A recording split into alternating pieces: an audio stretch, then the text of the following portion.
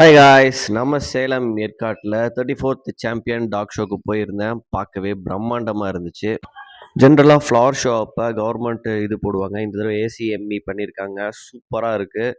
நானும் விசிட் பண்ணியிருந்தேன். ஆக்சுவலி நான் ஒரு 10 மணிக்கு மேலே போனனால உள்ளே ஆல்ரெடி ஷோ ஸ்டார்ட் ஆகிருந்துச்சு. ரிங்கில் கிரேடன் கொண்டு வந்தாங்க. அப்புறம் ஒரு ஜெய்ஜாண்டிக்கான பயங்கர சைஸான ராட்வீலர் இருந்தது. ஜென்ரலாக ராட்வீலர் பார்த்தா எல்லாம் பயப்படுவாங்க. ஆனால் எனக்கு ராட்வீலரை பார்த்தோன்னே அவ்வளோ ஆசையாக இருந்துச்சு. சைஸை பாருங்களேன், மறந்துட்டுங்க. அதுக்கப்புறம் எல்லாருக்குமே ஃபேவரட்டான ஹஸ்கி கொண்டு வந்தாங்க. பார்க்க பனிக்கரடி மாதிரி அவ்வளோ அழகாக இருந்துச்சு. இந்த டாகை பொறுத்த வரைக்கும் நல்லா குளு குளு டெம்பரேச்சரில் பார்க்கவே சூப்பர் சைஸாகவும் அழகாக புசு புசுன்னு வரும். அதுக்கப்புறம் பார்த்தீங்கன்னா இந்த டாகை பார்த்தா உங்களுக்கு என்ன தோணுது? நம்ம ராஜா ராணி டாக் அதே தாங்க. நம்ம ராஜா ராஜ்கி பீகுல் டாக் வந்துருந்துச்சு. நம்ம வீடியோ பார்த்துட்டு நிறைய பேர் ஷோக்கு அட்டன் பண்ணியிருந்ததா சொல்லியிருந்தாங்க. எல்லாத்துக்கும் ரொம்ப தேங்க்யூ. அதுக்கப்புறம் இந்த பனிக்கரடி டாக் ரேம்ப் வாக்கில் நடந்துட்டு வெளியில் அப்படியே ஸ்லோ வாக்கில் அவ்வளோ அழகாக இருந்துச்சு. அப்புறம் ஃபிலோமிலோ பிராண்டில் டாக் ஃபுட்டு, நாய்க்கு தங்கச்சங்கிலிலாம் வச்சுருந்தாங்க. பார்க்கவே பயங்கரமாக இருந்துச்சு.